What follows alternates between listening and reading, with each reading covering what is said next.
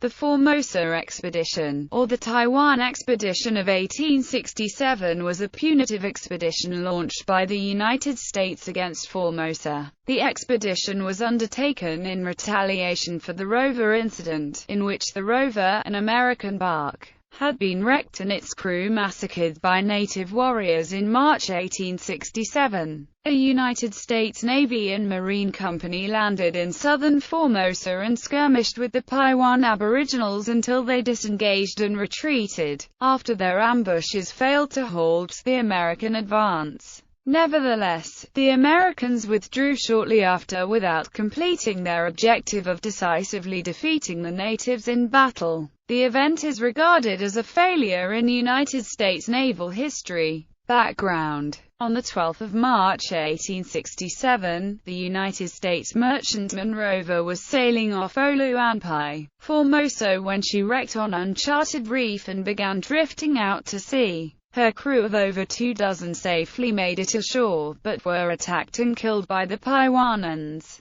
The Royal Navy ship HMS Cormorant reached the Koa Loop country on March 26, discovered the fate of the rover and informed the American East India Station. Squadron Commander Rear Admiral Henry H. Bell ordered Commander John C. Febija in the newly commissioned gunboat Ashuelit to proceed from Fu Chau to the island for an investigation of the incident. Upon arrival, King authorities assured Commander Febija that the attack was carried out by warriors of a village that did not practice respect of the nation's laws. With this information, Ashuelit returned and notified Rear Admiral Bell. The American consul to Amoy, W. Legenda, had spent the month of April trying to establish communication with the tribes, but the Koalets remained hostile. At this point, diplomatic pressure proved a failure, so as was typical of the time. After a delay of 3 months and a good deal of red tapeism in Washington, a punitive expedition was decided on. Bell, with the screw sloop of war Wyoming and his flagship Harper, left Shanghai in June for southern Formosa expedition. The passing from Shanghai to Formosa was uneventful, the 2 American warships arriving off the southeastern coast on 13 June 1867. The sloops anchored a half-mile off the shore and made preparations for landing.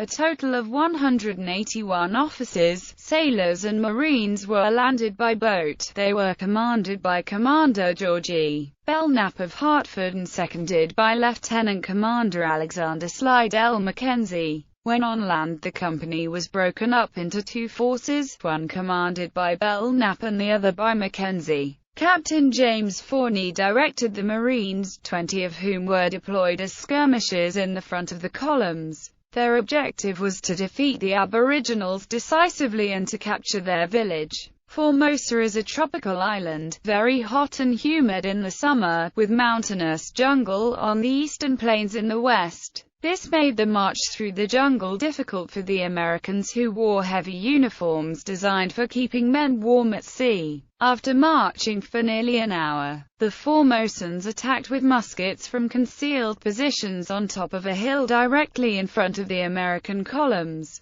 Though difficult to see, the U.S. Expedition later reported that the Formosan warriors wore colorful face paint and were armed with spears and some firearms. Lieutenant Mackenzie's force engaged first by immediately charging the Formosan ambush, but the natives fled before the Americans had time to climb the hill. The expedition continued further and was ambushed again, so once more the Americans charged and captured the position, but without inflicting losses on the enemy. As the expedition continued on to the village, the Formosans ambushed the Americans several times but did not actually hit them. It was not until the last action that the first and only American casualty was sustained. The warriors fired a volley and a musket ball hit Lieutenant Mackenzie, mortally wounding him. After the volley, the Formosans retreated again, but the Americans chose not to pursue. Aftermath: when they arrived back at shore, the sailors and marines boarded their ships and then sailed back to China, having failed to complete their objectives. Formosan casualties were minimal if any. No bodies were found by the Americans.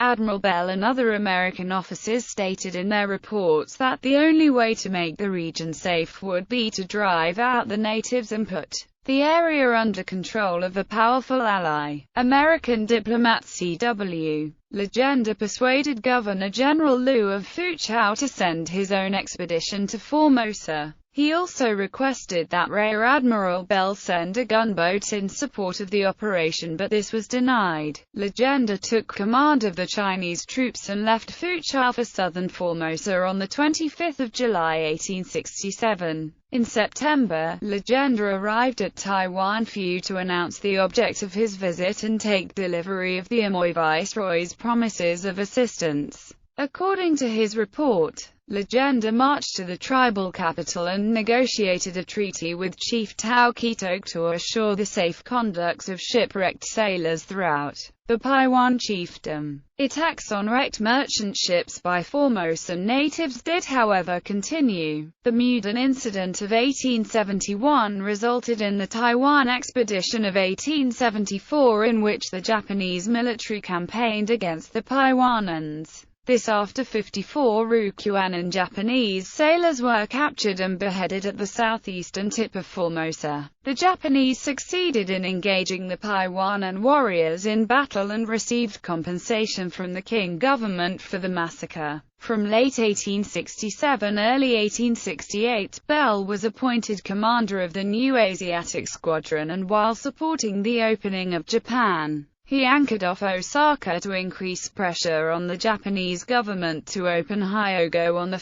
January 1868 as previously scheduled. On the 11th of January, in attempts to force the Japanese at Kobe to comply with American merchant trade, Rear Admiral Bell was killed along with all but 3 of the men after their vessel was overturned. Bibliography. Davidson, James W. The Island of Formosa, Past and Present. History, People, Resources, and Commercial Prospects. Tea, camphor, sugar, gold, coal, sulfur, economical plants, and other productions. London and New York. Macmillan. OCLC 1,887,893. OL 6931635M.